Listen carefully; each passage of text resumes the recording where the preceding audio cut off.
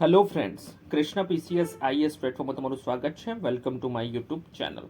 તમે જોઈ શકો છો કે અહીંયા અમદાવાદ મહાનગરપાલિકા, જે અમદાવાદ મ્યુનિસિપલ કોર્પોરેશન છે, જુનિયર ક્લર્કની પરીક્ષા 24 નવેમ્બરના રોજ છે અને આમાં 100 માર્ક્સનું પેપર આવવાનું છે અને 90 મિનિટનું પેપર આવવાનું છે. તમને બધાને જ ખબર જ હશે. હવે આ પરીક્ષા કેવી રીતે પાસ કરી શકાય ઓછા દિવસની અંદર એ આપણે અહીંયા જોવાના છે. તો તમે અહીંયા જોઈ શકો છો આનો સિલેબસ.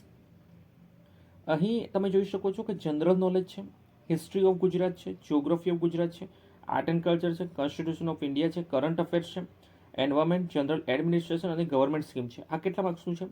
20 માર્ક્સનું છે. હવે આ જુનિયર ક્લર્કનું પેપર છે એટલે આમાં 90 મિનિટનું પેપર છે એટલે તમે જોઈ શકો છો કે આની અંદર સ્ટેટમેન્ટવાળા ક્વેશ્ચન આવવાની સંભાવના બહુ ઓછી છે. તો અહીંયા સ્ટેટમેન્ટવાળા ક્વેશ્ચન આવશે. તો તમે અહીંયા શું કરી શકો છો? જે પણ ગૌણ સેવાએ જે પ્રશ્નપત્રો પીવાયક્યુઝ છે અને જીટીયુએ જેટલા પણ પેપરો લીધા છે, જીટીયુ જેટલી પણ એક્ઝામ લે છે, ભાવનગર મહાનગરપાલિકાની પરીક્ષા પણ જીટીયુ લેતું હોય છે, અમદાવાદ મ્યુનિસિપલ કોર્પોરેશનની જે પરીક્ષા છે એ પણ જીટીયુ લેતું હોય છે. જીટીયુએ જેટલી પણ પરીક્ષાઓ લીધી હોય એ બધા જ પેપરો તમારે જોઈ લેવા અને એના પીવાયક્યુઝ જોઈ લેવા, કારણ કે 20 માર્ક્સનું છે એટલે જે મોસ્ટ આઈમ્પી ક્વેશ્ચન હશે એ જ આવશે. તો તમે અહીંયા જોઈ શકો છો કે જીટીયુ અને ગૌણ સેવાએ જેટલા પણ પ્રશ્નપત્રો લીધા હોય એ તમારે અહીંયા જોવાના છે. તો તમે અહીંયા જોઈ શકો છો કે જનરલ નોલેજ અને હિસ્ટ્રી ઓફ ગુજરાતની આ બધું તમે પીવાયક્યુઝ જે ગૌણ સેવાના છે અને જીટીયુ દ્વારા જેટલા પણ પેપરો થયા છે એ તમે જોઈ શકો છો. અને કરંટ અફેર્સમાં લાસ્ટ 6 મહિનાની તમે કોઈ પણ મેગેઝિન મળી જાય, કોઈ પણ પબ્લિકેશનનું તમને કરંટ અફેર્સ મળી જાય તો લાસ્ટ 6 મહિનાનું તમારે કરંટ અફેર્સ જોઈ લેવાનું. એમાં પણ લાસ્ટ જે 3 મહિના હોય એનું તમારે વધારે જોવાનું. હમણાં તાજેતરમાં ચીફ જસ્ટિસ ઓફ ઇન્ડિયાની નિમણૂક એ કોણ છે એવા ક્વેશ્ચન તમને પૂછાઈ શકે છે. યાની કે વન લાઇનર ક્વેશ્ચન વધારે હશે કરંટ અફેર્સના. તો તમે અહીંયા જોઈ શકો છો. તો કરંટ અફેર્સ તમારે એવી રીતે તૈયારી કરવાની. તો આવનાર જે પછી એસટીએની પરીક્ષા છે તો એમાં કરંટ અફેર્સ અલગ હશે. તો આ જે પરીક્ષા છે અમદાવાદ મ્યુનિસિપલ કોર્પોરેશન જુનિયર ક્લર્કની પરીક્ષા, તો એમાં કરંટ અફેર્સ વન લાઇનર વધારે હશે, કારણ કે 20 માર્ક્સનું છે. આમાં જનરલ નોલેજ પણ પૂછવાનું છે અને કરંટ અફેર્સ પણ પૂછવાનું છે. તો એ પ્રમાણે તમારું કરંટ અફેર્સ હશે. તમે જોઈ શકો છો કે અહીંયા તમારે જોઈ લેવાનું લાસ્ટ 6 મહિનાની કોઈ પણ મેગેઝિન વાંચી લેવાની તમારે કરંટ અફેર્સની અંદર. અને અહીંયા આ જે જીકે જે છે બીજું, તો એમાં પીવાયક્યુઝ તમારે વધારે જોઈ લેવા, જે ગૌણ સેવાના જે છે અને જીટીયુએ જે પરીક્ષા લીધી હોય એના તમારે આ પેપરો જોઈ લેવા. તો આ 20 માર્ક્સ પૂરું થઈ ગયું. હવે આપણે આગળ જોઈએ કે ગુજરાતી ગ્રામર છે. તો ગુજરાતી ગ્રામર અહીંયા 10 માર્ક્સનું પૂછવાના છે. તો સેમ અહીંયા પણ જોઈ શકો છો કે ગુજરાતી ગ્રામર જેટલા પણ જીટીયુએ પેપર લીધા છે તો એ બધા પીવાયક્યુઝ તમારે વધારે જોઈ લેવા. અને અહીં જે નાના નાના જે ટોપિક છે, કૃદંત, નિપાત અને સંયોજકો, આવા જે નાના નાના જે ટોપિક છે એ તમારે વધારે ફોકસ કવર કરવા.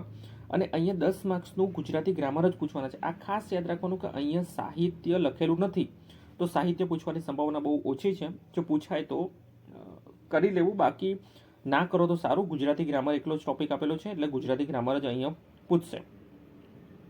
તો ગુજરાતી ગ્રામરની અંદર તમે છે ને 10 માર્ક્સનું પૂછાવાનું છે એટલે તમે બેસિક જે પીવાયક્યુઝ તમને ગમે ત્યાંથી મળી જશે તો એ તમારે ખાસ કરી લેવા જોઈએ.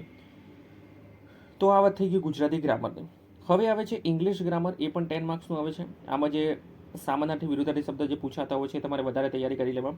અને ઇંગ્લિશ ગ્રામરમાં પણ તમારે જેટલા પણ જીટીયુએ પરીક્ષા લીધી હોય એના બધા જ જે તમારા પીવાયક્યુઝ છે, ગૌણ સેવા જે પરીક્ષા લીધી હોય એમાં જે ઇંગ્લિશ ગ્રામરના જે ક્વેશ્ચન મળી જાય તો એ તમારે કરી લેવા જોઈએ. તો ગુજરાતી અને ઇંગ્લિશ ગ્રામરમાં તમારે વધારે પીવાયક્યુઝ પર વધારે ફોકસ કવર કરવાનું, કારણ કે બહુ ઓછો સમય છે. તો આની અંદર તમે પીવાયક્યુઝ તમે વધારે ફોકસ કવર કરી શકો છો.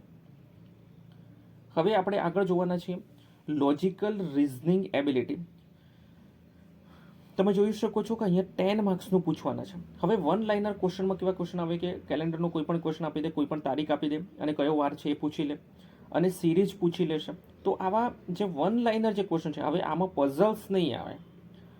1-1.5 કલાકનું પેપર છે અને જુનિયર ક્લર્કનું પેપર છે. તો આવા ક્વેશ્ચન તૈયારી રાખવી, બટ પૂછવાની સંભાવના બહુ ઓછી છે. તો one liner question, coding, decoding ને આવા ક્વેશ્ચન અહીંયા વધારે આવશે. તો તમારે રિઝનિંગના જેટલા પણ ટોપિક્સ તમે કરી શકો એટલા તમારે કવર કરવા જોઈએ. તો રિઝનિંગ તમારે કરી નાખવું તો આ કેટલા થાય? 20, 30, 40 અને 50. 50 ક્વેશ્ચનનું તમારે અહીંયા થઈ ગયું છે. આમાં લાસ્ટ ટાઈમ માઇનસ સિસ્ટમ કેટલી હતી? તો લાસ્ટ ટાઈમ જ્યારે 2019માં પેપર થયું હતું ત્યારે 0.25 માઇનસ સિસ્ટમ હતી.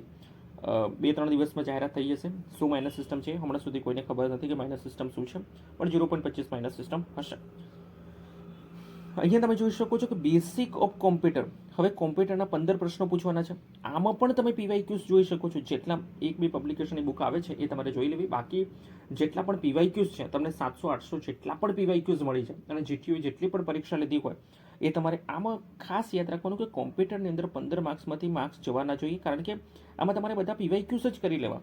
તમે જેટલા અહીંયા પીવાયક્યુઝ કરી લેશો એટલું તમારા માટે સારું છે. તો અહમદાબાદ અહીંયા તમે જોઈ શકો છો કે કોમ્પ્યુટર આપણે જોઈએ તો કોમ્પ્યુટરની અંદર તમારે 15 માર્ક્સના પીવાયક્યુઝ પર વધારે ફોકસ કવર કરવું અને પીવાયક્યુઝ વધારે તમારે જોઈ લેવા જોઈએ. હવે આપણે આગળ જોવાના છે અહમદાબાદ સિટી વિશે. હવે અમદાવાદ જે સિટી છે, તો પહેલાં તો તમારે ઓથેન્ટિક સોર્સ જોવો હોય તો અમદાવાદની જે વેબસાઇટ જે છે તો એના જે ડિટેલ્સ આપેલી છે એ તમારે વધારે જોવી જોઈએ. અને અમદાવાદ ડાયરી જે આવે છે એ બુક આવે છે એ તમારે જોવું જોઈએ.